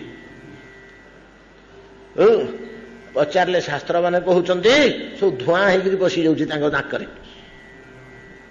ଏଗୁଡା ସବୁ ଧୂଆଁ ହେଇକିରି ତାଙ୍କ ନାକରେ ବସି ଯାଉଛି। ଏଗୁଡା ହେଲା ସବୁ ଭଗବାନଙ୍କର ଐଶ୍ୱର୍ଯ୍ୟ, ଅଲୌକିକ ଶକ୍ତି, ଅଦ୍ଭୁତ ତେଜ, ଅଦ୍ଭୁତ କର୍ମ। 7 ବର୍ଷର ବାଳକଟେ ଗୋଟେ ପର୍ବତଟେ କାଣି ଆଙ୍ଗୁଠିରେ ଧରିକିରି 7 ଦିନ କାଳ ଠିଆ ହେଲା ଯେ, ପର୍ବତଟେ 7 ଦିନ କାଳ ଠିଆ ହେଲା ଯେ ତା ଆଙ୍ଗୁଠି ଟିକେ ନାଲି ପଡିନି ମଧ୍ୟ। ହରେ ପୁଅ ତୋ ଆଙ୍ଗୁଠି କଣ ହେଇଛି ବୋଇଲେ ସେ କହୁଛି ନା ତମେ ରୋଡ ତିଆରି ହେଉଥିଲା ବେଳେ ସେ ବାଟେ ପଳେଇଲେ, ତମ ମୁଣ୍ଡରେ ଧୂଳିଟେ ପଡିଥିଲେ ତମକୁ ବାଧୁଛି, ଜଣା ପଡୁଛି ଧୂଳିଟେ ପଡିଛି ବୋଲି? ଓଜନ ଲାଗୁଛି କି? ସେମିତି ପର୍ବତଟା ମତେ କିଛି ଜଣା ପଡୁନଥିଲା। ଯାହାକୁ ପର୍ବତ 7 ବର୍ଷର ବାଳକୁ ଭଳିଆ ଜଣା ପଡୁଛି, ତାର ତେଜ କେତେ, ତାର ଐଶ୍ୱର୍ଯ୍ୟ କେତେ, କେତେ ଶକ୍ତିମତ୍ତା ତା ଭିତରେ ଭର୍ତ୍ତି ହେଇକିରି ଅଛି ଯେ 7 ଦିନ କାଳ ପର୍ବତଟେ ଧୂଳି ପଡିଲା ଭଳିଆ ଜଣା ପଡୁନି। ତାକୁ ଧୂଳିଟା ଯଦି ଜଣା ହିଁ ପଡୁନି, ଧୂଳିଟା ଉଡ଼ିକିରି ପଡିଗଲା ମୁଣ୍ଡରେ ଆମର। ମୁଣ୍ଡ ଓଜନ ହେଇଯାଉଛି ନା ବେକ ଦରଜ ହେଇଯାଉଛି ଆମର? ବାଳଟେ ଉଠିକିରି ଏମିତି ରହିଥିଲା, ତାପରେ ଧୂଳିଟା ଲାଗିଛି, ସେ ବାଳଟା ମଧ୍ୟ ନଇନି ଆମର। ଯେମିତି ଭଗବାନଙ୍କର ଆଙ୍ଗୁଠି ମଧ୍ୟ ଟିକେ ଦରଜ ହେଇନି କି ନାଲି ପଡିନି 7 ଦିନରେ। କେତେ ପରିମାଣର ଐଶ୍ୱର୍ଯ୍ୟ ଏଗୁଡାକୁ କୁହାଯାଏ। ସବୁ ଏମିତି ଅନନ୍ତ ଐଶ୍ୱର୍ଯ୍ୟମାନ, ଏଗୁଡାକ ହେଲା ଭଗବାନଙ୍କର ଐଶ୍ୱର୍ଯ୍ୟ। ଏଗୁଡାକ ପଢି ପଢି ଶୁଣି ଶୁଣି ଶୁଣି ଶୁଣି ଯାର ମୋହ ପଳିଆଥିଲା, ଆହ ପ୍ରଭୁ ତୁମେ କେଡ଼େ ଶକ୍ତିଶାଳୀ, କେତେ ବଡ, କେଡ଼େ ମହାନ, କି ଅଦ୍ଭୁତ, କି ଅଲୌକିକ ବୋଲି ଯାର ଆତ୍ମା ସମର୍ପିତ ହେଇଗଲା, ଭକ୍ତି ଆଉ ଆବେଗରେ ତାର ହୃଦୟ ପରିପ୍ଲୁତ ହେଇ ଉଠିଲା, ସେମାନେ ହେଲେ ଐଶ୍ୱର୍ଯ୍ୟାତ୍ମିକା ଭକ୍ତି। ପ୍ରେମ ଭକ୍ତିରେ ଯୋଉ 2 ଭାଗରେ ବିଭକ୍ତ, ଐଶ୍ୱର୍ଯ୍ୟ ଓ ମାଧୁର୍ଯ୍ୟ, ଏଟା ସେମାନଙ୍କର ଐଶ୍ୱର୍ଯ୍ୟ ଜ୍ଞାନରେ ସେମାନେ ଭଗବାନଙ୍କର ବିମୋହିତ। ଆଉ ଭଗବାନ ଯେତେବେଳେ ରୂପ ଧରିକରି ମର୍ତ୍ତ୍ୟକୁ ଅବତୀର୍ଣ୍ଣ ହୁଅନ୍ତି, ଅଥବା ସ୍ୱଲୋକରେ ଗୋଲୋକ ବୈକୁଣ୍ଠରେ ମନୋହର ମୂର୍ତ୍ତି ଧାରଣ କରିଥାନ୍ତି, ତାଙ୍କ ରୂପର ଯୋଉ ଶୋଭା जो सौंदर्य, जो लावण्य, जो माधुर्य, जो मृदु मृदु हस, जो सुंदर मुह, नाली नाली ओठ, आरक्तिमा चक्षु, इंद्रधनु परि भ्रूलता, अर्धचंद्र तुल्य कपोल, जो सुंदर अंग गठन, लावण्यमय अंग गठन, तादर जो लावण्य भर्ती होकर रही, जो माधुर्य भर्ती होकर रही, से गुड़ाक जो आचरण, मधुर आचरण, भद्र आचरण, नम्र आचरण, शालीनतापूर्ण आचरण, कृपा, दया, क्षमा, स्नेहशीलता, मुनि ऋषि ब्राह्मण प्रति पूजा अर्चना, अद्भुत एड़े बड़ लोकटे केड़े नम्र विनय हो जाऊ भृगु गोटे गोईठा माइला जे कांदी पकेले बोले महाप्रभु बादू काटी थू बड़ लक्ष्मी की पाटी कले आसिक गरम पानी आण सेक दबाई बादू मो छातीटा टिके टाण रागरे महाप्रभु मारिदेले गोईठे ये कषिक गोईठा मारी भृगु जो थोड़ा निद भांगीगला तांकर कीदृश आचरण कीदृश आचरण गला रामावतार रे वामनावतार रे कृष्णावतार रे कि मधुमयी लीला सांग मान सहित बाप को माँ को कि मिठा मिठा लीला एवं एड़े बड़ लोक है एड़े बड़ शक्ति है एत बड़ तत्व है अति साधारण निस्व मनुष्य भलिया जो व्यवहार रामावतार रे कि विकल ही कांदु नथिले कि निरीहता प्रकाश करना जमी किछि नाही तांको पाखरे लक्षण कौन करिबे एमिति कांदी कांदी मर्त जीवी मु कांद कुकुड़ाटा धमकेला परा तांको शेषकू बन कुकुड़ बोले तुमको लाज लगुनि धनुर्बाण जोड़े कहीं धरत फोपाड़ी दौन बण थिले तुम्हे द्वंद्व आरंभ कौन द्वंद्व आरंभ कर युद्ध करके तुम विजय कर ना कांदी कांदी बड़े बोलते तुमको लाज लगुनि क्षेत्र कहीं तू गोटे योद्धा मत बड़ उत्साहित कलु ता पूर्व जो हिसाब से कांदुले अनंत कोटि ब्रह्मांड नाथर ये जो निरीह आचरण या कि माधुरी भर्ती होकर रही आस्वादन जे कर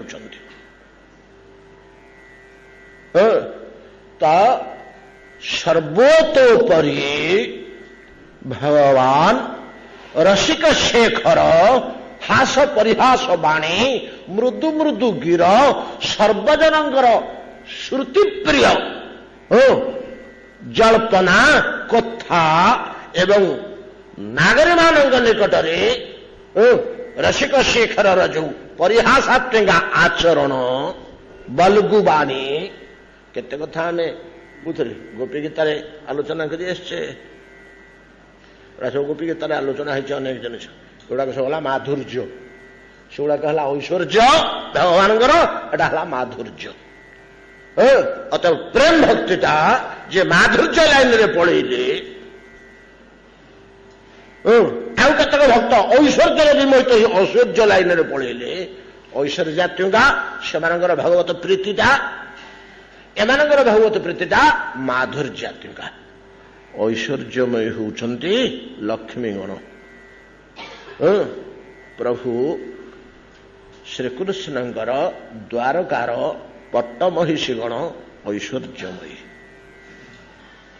से ऐश्वर्य ज्ञानात्मिका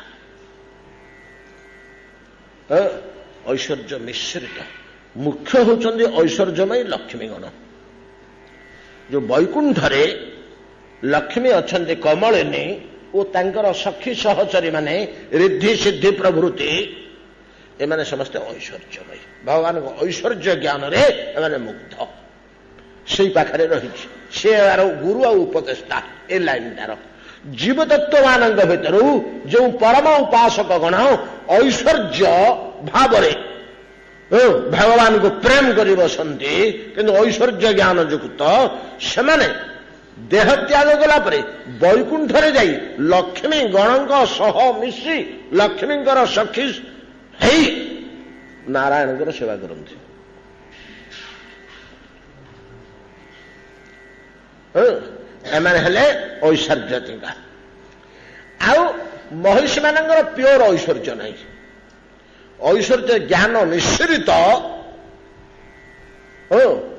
माधुर्य माधुर्य अल्प ऐश्वर्य बेसी कहार अष्टबाटवंशींगर सत्यभामा जितेबेले ताहांक समस्त तो अलग अलग सब ये राजप्रसाद कर भगवान 17,000 रमणी 16,100 ये 8 16,108 रमणी 16,108 बासगृह सब अलग अलग जार तार सुंदर बगीचा उपवन वन पुष्करिणी क्रीड़ा उपवन क्रीड़ा पुष्करिणी विशिष्ट सब से गृह शोचती फुलटे उड़िकी कड़ू आसला बड़ खुशी हेले सखी कहले आणलु केड़े सुंदर फुलटे दोचल कि बासना महकी जाऊे फुलटी रखी था जो श्रीकृष्ण आसिले तो सत्यभामा शज्या को सेति कहले तो प्रभु एटा कौन एटा की फूल से देखले पारिजात फूलटा ये सुंदर फूल देखा जमी चमत्कार गंध अपूर्व एटा तो मर्त्यर फूल भाया मुझे पिलादिन फूल देखनी कि आम बापर बगीचार नाला सत्यभामा कहले ना एटा मर्त्यर फूल नुह एटा केमती गोटे दैवात पलि आसला केमती पड़ जाए देवादेवी किए आसते पड़ी कि कौन होता पारिजातटा एटा स्वर्ग थे आमर गोटे चारा से आणले हंतानी ना एटा द्वितीय हम कि तो गोटे गछ यार पिला ना गछुटा यार मंजी ना कि चारा ना डाल कलम कले ना ता हेनी एवटी समुद्र मंथन बाहर नहीं कि पारिजात राशि बाहर ना देवता राक्षस मैंने जो समुद्र मंथन करते से पारिजात पुष्प बाहर से दिन ठू सत्यभामा लगेले से दिन ठू लगेले पारिजात फुलटी आमर लगे भल होता आम बगीचार पारिजात गछटे थे भल होता अरे द्वितीय गछ ना तार तो द्वितीय हो पारे गोटे गछ आटा तो स्वर्ग से इंद्र को दिखाई आम सब देलु एटा इंद्र तमें नियो बोली नंदन कानन शोभा पाऊँ पारिजात वृक्ष आम कि एमती ही 8 दिन 5 दिन गाँ होकर रहिले नाना मान अभियान कले से सब अड़ी बसिले स्त्री ढंग जमी अड़ी बसिले ना से गछटा जमी आम धरपड़ी कि कथा स्वर्ग इंद्र पाखे नंदन कानन अच्छी आम गछटा से उपाड़ी धरपड़ी आसवा ना हाँ धरपड़ी आसो तो ना केमी नहीं आसवा ना आप समर्थ आप भगवान तार ऐश्वर्य ज्ञान अच्छी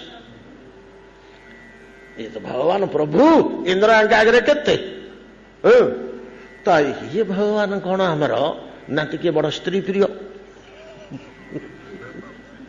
या सत्यभामा कथा को भांगी पारना कटु कड़ागिरी कही पारना यार सत्यभामा अड़ी बसिले बड़ ये कले अली कले अली अर्दली कर शेष को भगवान निष्पत्ति ने विचार कर कौन कर घर तो करे आम कथा तो न शुणिले न चले बोली बाध्य हेले रेडी अच्छा ठीक अच्छे ताहले आनिमा जहाँ हूँ लोके जहाँ कहते कहूँ जहाँ परिस्थिति हूँ आनिमा तो भगवान केन्द्र रसिक देखु बोले सत्यभामा आज तो जा चल 2 जन सांग युद्ध बुद्ध हम आप कहते ना हो कौन है तुम बस देखुव सत्यभामा कहले हाँ भल कथा भगवान बोले से जानते पाखे थे असुविधा कौन अच्छी हाँ मुझे बोली बाहर यहाँ लुगापटा पिंधिक अलंकार भांडी बाहर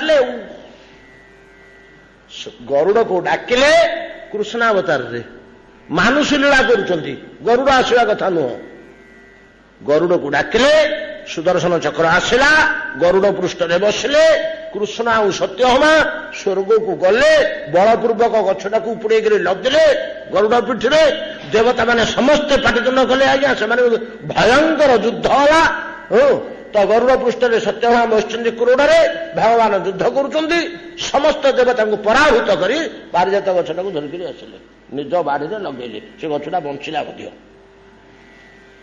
एवं जेहेतु से दिव्य वृक्षटे भगवान लीला भगवान जमती गले स्वधाम को से गछटी चटके ନନ୍ଦନକାନନକୁ ଚାଲିଗଲା ବୋଲି ପୁରାଣରେ ଏଭଳିଆ ବର୍ଣ୍ଣନା ରହିଛି।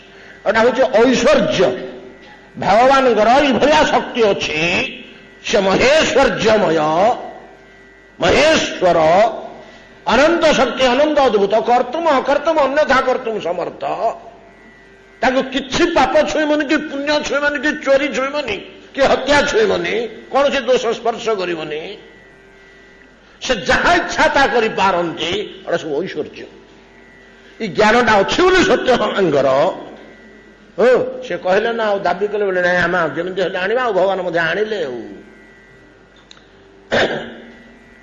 କିନ୍ତୁ ମାଧୁର୍ଯ୍ୟମୟୀ, ମାଧୁର୍ଯ୍ୟ ପଥର ପଥିକିନି ବ୍ରଜବାଳିକା ମାନେ ଏ ଐଶ୍ୱର୍ଯ୍ୟର ଗନ୍ଧ ଜାଣନ୍ତିନି, ମାନନ୍ତିନି ମଧ୍ୟ। ତାଙ୍କୁ କିଏ କହିଲେ ମଧ୍ୟ ମାନେ ଏଡେ ପିଲାଟେ ଆମ ଆଗରେ ଜନ୍ମ ହେଇଛି, କାଲିର ଲଡ ହଉଛି, କେତେ ବଳ ଅଛି ତା ଦେହରେ। ତାଙ୍କୁ ଯଦି କହିବ ହଇଲୁ ବଳ ନାହିଁ ତା ଦେହରେ, ଐଶ୍ୱର୍ଯ୍ୟ ନାହିଁ, ଈଶ୍ୱର ପଡ଼ିଆ ନାହିଁ, ପର୍ବତଟା କେମିତି ଗୋଟେ ଦୈବ କ୍ରମରେ କେମିତି କଣ ହେଇଯାଇଥିଲା ସିନା, ସେମାନେ ମାନନ୍ତିନି ଯେ। ଭଗବାନ ଟେକିକିରି ଥିଲେ, ହଁ କରନ୍ତି, ଦେଖିଛନ୍ତି, 7 ଦିନ କାଳ ତା ତଳେ ଆସୁଛନ୍ତି, କେମିତି କଣ ଗୋଟେ ଦୈବ ଯୋଗରେ ହେଇଗଲା ସିନା, ପବନ ଫବନ ତାକୁ ଟେକିକି ରଖିଲା, ଆମେ ତା ତଳେ ରହିଯାଇଥିଲୁ। ସେ ଗ୍ରହଣ କରିପାରନ୍ତି, ତାଙ୍କର ବିଶ୍ୱାସ ହୁଏ ନା କେତେବେଳେ ହେଲେ, ଯେହେତୁ ସେମାନେ ଐଶ୍ୱର୍ଯ୍ୟ ଜ୍ଞାନ ଶୂନ୍ୟା।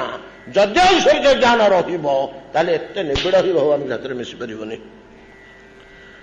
ଯେତେବେଳେ ବାପାଙ୍କର ଐଶ୍ୱର୍ଯ୍ୟ ଜ୍ଞାନଟା ଆମର ରହୁନି, ଆମେ ନାଚେ ନାଚେ ଡେଇଁ ଡେଇଁ ଯାଇ ବାପାଙ୍କ କୋଳକୁ ଡେଇଁ ପଡୁଛେ। ଯେତେବେଳେ 3 ବର୍ଷ 4 ବର୍ଷ ଶିଶୁ ହୋଇଥିଲେ,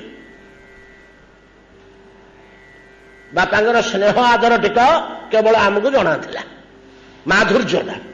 ସେତେବେଳେ ଆମର କିଛି ଭୟ ନଥିଲା, ଭ୍ରାନ୍ତି ନଥିଲା, ଅଳି ଅର୍ଦ୍ଦଳି ଯାହା ପଡ଼ିଲା ତାହା କରୁଥିଲୁ।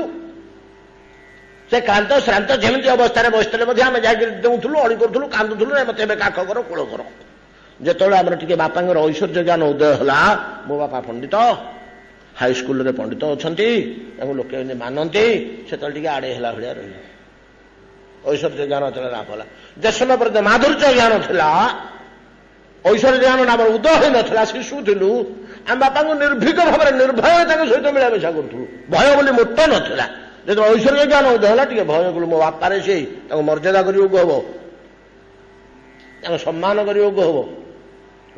ଦୂରେଇକି ମତେ ଗାଳି ଦେବେ, ମତେ ମାରିବେ, ମୁଁ ତାଙ୍କ ସନ୍ତାନ, ମତେ ଯାହା ଇଚ୍ଛା ସେ ତାହା କରିପାରିବେ, ସେ ପିତା। ସେଇଠୁ ଆମେ ଦୂରେଇଲା ଭଳିଆ ରହିଲୁ। ଐଶ୍ୱର୍ଯ୍ୟ ଜ୍ଞାନରେ ଭକ୍ତଟା ଭଗବାନଙ୍କ ସହିତ ଏତେଟା ବିଜଡ଼ିତ ହେଇପାରେ ନା, ମାଧୁର୍ଯ୍ୟ ଜ୍ଞାନରେ ଭକ୍ତ ଯେପରି ବିଜଡ଼ିତ ହେଇଯାଏ। ବ୍ରଜାଙ୍ଗନା ମାନେ ବ୍ରଜବାସୀ ମାତ୍ରେ କେହି ହେଲେ, ନନ୍ଦପରା କଠଉ ବୁହାଇ ଦେଲେ ଟିକେ ଚିନ୍ତା ଅଛି। ଯଦି ଭଗବତ ଜ୍ଞାନ ଥାନ୍ତା, ଭଗବତ ଜ୍ଞାନ ଥାନ୍ତା, ତାହେଲେ ସେ ତାଙ୍କୁ କଠଉଟା ଆଣେ ବୋଲିକିରି କହନ୍ତେ, ବୋହିକିରି ଆଣିଲା ବେଳେ ତାଙ୍କୁ ସେ ଖୁସି ହନ୍ତେ। ଜୋତାଟା ବୋହିକିରି ଆଣୁଛି କେମିତି ବୋଲି, ଅନନ୍ତ କୋଟି ବ୍ରହ୍ମାଣ୍ଡନାଥ, ମୋର ପାଦୁକାଟା। ଏ ଜ୍ଞାନ ନଥିଲା। ଗୋଟିଏ ସୁନ୍ଦର ଉଦାହରଣ ଅଛି। ଏକଦା ବୃନ୍ଦାରଣ୍ୟରେ ବ୍ରଜବାଳିକା ମାନଙ୍କ ସହ କୁସୁମ ଚୟନ କାଳରେ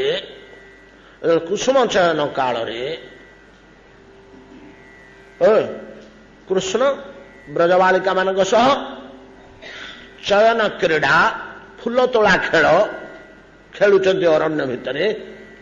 ଏମିତି ହେଇକି ଗୋଟେ ଜାଗାରେ ଲୁଚିଗଲେ, ଆଉ ଦର୍ଶନ ଦେଲେନି।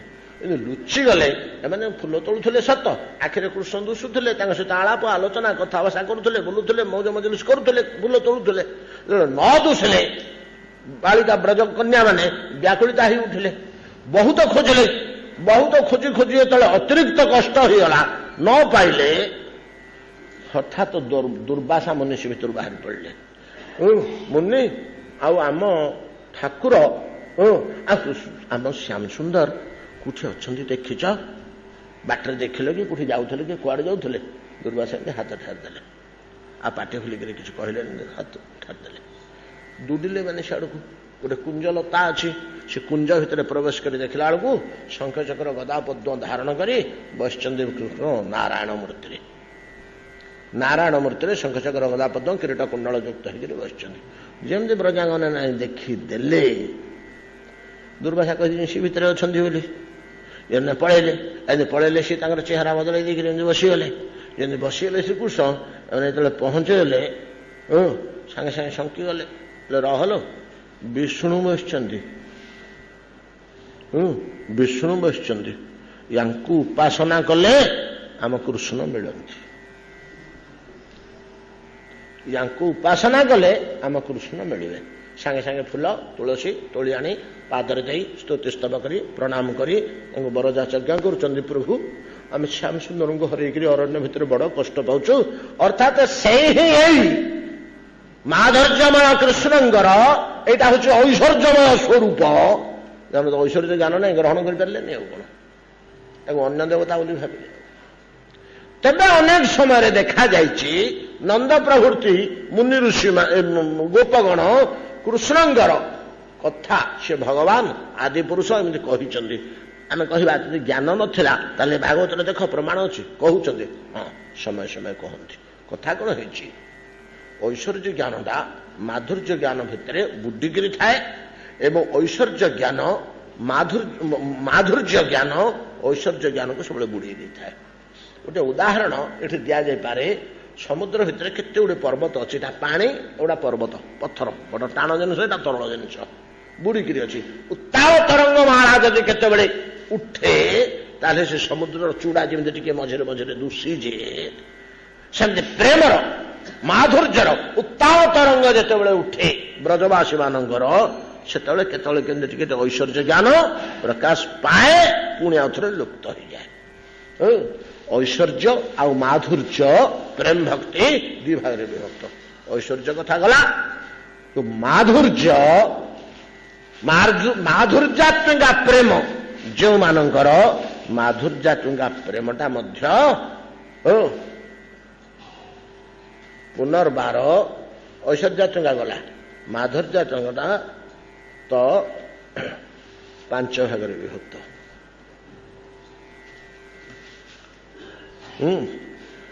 ଏଇ 5ଟା କିଏ ସେ ଯୋଉ ଆପଣମାନେ ସବୁବେଳେ ଶୁଣୁଛେ, ଶାନ୍ତ ଦାସ୍ୟ ସଖ୍ୟ ବାତ୍ସଲ୍ୟ ମଧୁର। ପୂର୍ବରେ ଯୋଉଟା ରାଗାତ୍ମିକା ଭକ୍ତିରେ ଆସିଥିଲା, ରାଗାତ୍ମିକା ବୈଧି ଆଉ ରାଗାନୁଗା ଦୁଇ ପ୍ରକାର ଆମେ କହିଥିଲେ। ରାଗାନୁଗାରେ ମଧ୍ୟ ଏଇଟା ଆସିଥିଲା, କିନ୍ତୁ ସେଟା ମଧୁର ନଥିଲା, ଖାଲି 4 ପର୍ଯ୍ୟନ୍ତ ଥିଲା, ମନେ ଅଛି ନା? କିନ୍ତୁ ଏଠି 5ଟା ପୂର୍ଣ୍ଣ ହୁଏ। ଏଠି ମଧ୍ୟ ଶାନ୍ତ ସଖ୍ୟ ଦାସ୍ୟ ବାତ୍ସଲ୍ୟ ଓ ମଧୁର ଅଛି। ତା ଭିତରେ ମଧୁରଟା ହଉଛି କାନ୍ତା ଭାବ, ସେଟାକୁ ମଧୁର ଭାବ ବା କାନ୍ତା ଭାବ ବୋଲି କହନ୍ତି। କାନ୍ତ ନିକଟରେ କାନ୍ତା ଯେପରି ସମର୍ପିତା, ଠିକ ତଦ୍ରୂପ ଏ ଭାବଟି ଯେଉଁମାନେ ନିଜକୁ କୃଷ୍ଣ କାନ୍ତା ରୂପେ ଉପସ୍ଥାପନ କରିଛନ୍ତି ବା ଉପାସନା କରିଛନ୍ତି, ଏ କାନ୍ତା ଭାବଟା, ମଧୁର ଭାବ ବା କାନ୍ତା ଭାବଟା ଦୁଇ ଭାଗରେ ପୁଣି ବିଭକ୍ତ। ଗୋଟିଏ ହଉଛି ତଦୀୟତାମୟୀ, ଗୋଟିଏ ହଉଛି ଆଉ ଗୋଟିଏ ହଉଛି ମଦୀୟତାମୟୀ। କେତେକ କହନ୍ତି ମୁଁ କୃଷ୍ଣଙ୍କର, ଆଉ କେତେକ କହନ୍ତି କୃଷ୍ଣ ମୋର। ଭଗବାନଙ୍କର ମୁଁ ଏ ଭାବନାଟା ଯଦି ରହିଲା ଦୃଢ, ସେଇଟା ହଉଛି ତଦୀୟତାମୟୀ। ଭଗବାନଟା ମୋର, ମୁଁ ଆଉ କାହାକୁ ଦେବିନି, ଏ ଭାବ ଯାହାର ରହିଲା ସେ ହେଉଛନ୍ତି ମଦୀୟତାମୟୀ। ମଦୀୟତାମୟୀ ସମସ୍ତ ଗୋପାଙ୍ଗନା ମାନେ ତଦୀୟତାମୟୀ। ମଦୀୟତାମୟୀ ଭାବ ଖୁବ କମଙ୍କର, ଯଥା ଶ୍ରୀ ରାଧା, ତାହାଙ୍କର ପ୍ରତିଦ୍ୱନ୍ଦିନୀ ଶ୍ରୀ ଜଣେ ଚନ୍ଦ୍ରାବଳୀଙ୍କର ଶୈବ୍ୟାଦି ଅଷ୍ଟସଖୀ, ରାଧାରାଣୀଙ୍କର ଲଳିତାଦି ଅଷ୍ଟସଖୀ ଏବଂ ଷଡ଼ମଞ୍ଜରୀ, ଏମାନଙ୍କର ସବୁ ମଦୀୟତାମୟୀ ଭାବ। କୃଷ୍ଣ ମୋର, ମୋ ଘରୁ ମୁଁ କୃଷ୍ଣଙ୍କୁ ଛାଡ଼ିବିନି କୁଆଡ଼େ। ବୃନ୍ଦାଦେବୀ ହେଉଛନ୍ତି ଅନ୍ୟ, ତାର ଭକ୍ତି ଅଛି, କିନ୍ତୁ ବୃନ୍ଦାଦେବୀଙ୍କର ଐଶ୍ୱର୍ଯ୍ୟାତ୍ମିକା ଭାବ, ମାଧୁର୍ଯ୍ୟମୟ ନାହିଁ। ସେମାନେ ହେଉଛନ୍ତି ସମସ୍ତେ ଯୋଗମାୟା ପୌର୍ଣ୍ଣମାସୀଙ୍କ ଶିଷ୍ୟା, ତାଙ୍କର ଧାରାଟା ଅଲଗା ବୃନ୍ଦାଦେବୀଙ୍କର। ତ ଆମେ ଯୋଉ ୟା ପତ୍ନୀ ବୃନ୍ଦାଙ୍କ କଥା କହୁଛେ, ଜଳନ୍ଧର ପତ୍ନୀ ବୃନ୍ଦା, ସେ ତାଙ୍କର ପୂର୍ବଜନ୍ମ କଥା, ସେଇଠି ତାଙ୍କ ନାମ ବୃନ୍ଦା ମଧ୍ୟ ଥିଲା, ତୁଳସୀକା। ଯାହା ହଉ ତ ତଦେୟତାମୟୀ ମଦେୟତାମୟୀ କୃଷ୍ଣ ମୋର ମଦେୟତାମୟୀ ଭାବଟି ପୁଣି ଦି ପ୍ରକାର, ଗୋଟିଏ ହଉଛି ମୋଦନାକ୍ଷ ଆଉ ଗୋଟିଏ ହଉଛି ମାଦନାକ୍ଷ। ମୋଦନାକ୍ଷ ଆଉ ମାଦନାକ୍ଷ ଇଏ ହଉଛି ଭକ୍ତିର ଶେଷ ସୀମା। ଏ ମୋଦନାକ୍ଷ କଣ ମାଦନାକ୍ଷ କଣ ସେଟା ପ୍ରକାଶ କରିବା ପାଇଁ କି ମୁଁ ମଧ୍ୟ ବୁଝିପାରେ ନା, ଏପର୍ଯ୍ୟନ୍ତ ମୁଁ ବୁଝିପାରିନି ଏଟା କି ପ୍ରକାର ଭାବଟାକୁ ମୋଦନାକ୍ଷ ମାଦନାକ୍ଷ ବୋଲି କୁହାଯାଉଛି। ଆଉ ତେଣିକି ଆଲୋଚ୍ୟ ବସ୍ତୁ ନୁହେଁ। ଭଗବାନଙ୍କର ଭକ୍ତିର ଶ୍ରେଣୀ ବିଭାଗ ଏ ପର୍ଯ୍ୟନ୍ତ ଆମମାନେ କଲେ, ସମୟ ହେଇଗଲା କି? ତ ଏଟା ଜାଣିଥାନ୍ତୁ ଭକ୍ତି ଏତିକି ଭାଗରେ ରହି ନିଜ ନିଜର ଭାବାନୁସାରେ ଉପାସନା ଅନୁସାରେ ଜ୍ଞାନାନୁସାରେ ଈଶ୍ୱର, ସମସ୍ତେ ତ ଆମେ ଈଶ୍ୱର ଭକ୍ତି ଭକ୍ତି ଗୋଟିଏ ବୋଲି ଜାଣୁଛେ, ତା ଭିତରେ କେତେକ ଶ୍ରେଣୀ ବିଭାଗ ଅଛି। ଏ ଜ୍ଞାନ ଆମମାନଙ୍କର ରହିଥିବା ଆବଶ୍ୟକ। ବୋଧେ ସମୟ ହେଇଗଲା, ଆଉ ବୋଧେ ଆଗେଇ ପାରିବାନି। ତ ଯଜ୍ଞାଭିଷେକ କୃଷ୍ଣସ୍ୟ ସ୍ତ୍ରୀଭି କ୍ରୀଡ଼ାଚ ରାତ୍ରିଷୁ ଶଙ୍ଖ ଚୂଡ଼ସ୍ୟ ଦୁର୍ବୁଦ୍ଧେ ବଧୂ ଅରିଷ୍ଟସ୍ୟ କେଶିନ। ଅରିଷ୍ଟାସୁର ଓ କେଶୀ ଦତ୍ୟ ଏମାନଙ୍କୁ ବଧ କରିବା କଥା କହୁଛନ୍ତି। ଆଜି ଆଉ ଆଲୋଚନା କରିହେବନି, ଏତିକିରେ ଆଜି ଭାଗବତ ବିଶ୍ରାମ କରନ୍ତୁ। ଆସନ୍ତାକାଲି ଏ ଅରିଷ୍ଟାସୁର କଥା ଆଉ କେଶୀ ଦତ୍ୟ କଥା ସାମାନ୍ୟତଃ ଆଲୋଚନା କରିବା। ଗୋଟିଏ ବିଶେଷ କଥା କିଛି ନାହିଁ। ଆସନ୍ତାକାଲି ଆମର ଏକାଦଶୀ ବ୍ରତ, ଏଟା ବୋଧେ ଇନ୍ଦିରା ଏକାଦଶୀ ବୋଧ ହୁଏ, ମୋର ମନେ ହଉନି ଠିକ୍ କରି, ଏଟାକୁ ଇନ୍ଦିରା ଏକାଦଶୀ ନା କଣ କହ। ଯାହା ହଉ ଏକାଦଶୀ ବ୍ରତ କାଲି ସ୍ମାର୍ଥ ପରମାର୍ଥ ଉଭୟଟା ବୋଧେ କାଲି ଏକାଠି ପଡୁଛି। କାଲି ସମସ୍ତେ ଆମେ ଏକାଦଶୀ ବ୍ରତ କରିବା, ଆଉ କୃଷ୍ଣ କଥା ଶୁଣିବା ବସିକରି ଏଠି।